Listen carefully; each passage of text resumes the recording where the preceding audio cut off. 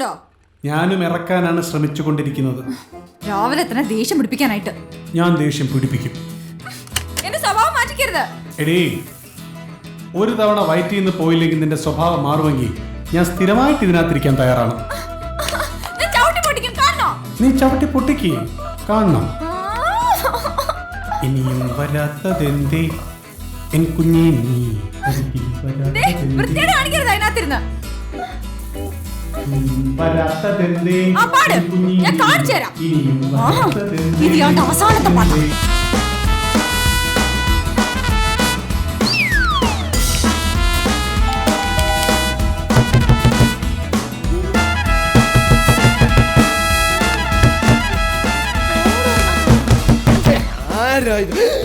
അയ്യോ എന്നെ ചുറ്റിലും നിൽക്കുന്നൊക്കെ മറാഠികളും പഞ്ചാബികളും ഒക്കെ ആവുന്നവരല്ലോ. ഈ വേഷം കണ്ട് അവർക്ക് മനസ്സിലാവും. കൊച്ചേ ഇങ്ങോട്ട് മാനം കളയ കാര്യം പറഞ്ഞേക്കാം. ഇത് കണ്ടോ? ഇതുപോലൊന്നും എന്റെ ഫ്ലാറ്റിലും ഉണ്ട്. എന്താ മോളെ?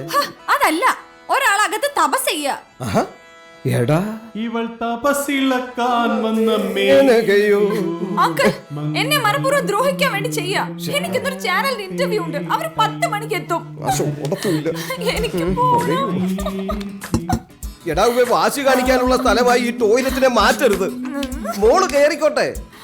മറ്റു വികാരങ്ങൾ പോലെ നിയന്ത്രിക്കാൻ പറ്റുന്നതല്ല ഈ വികാരം.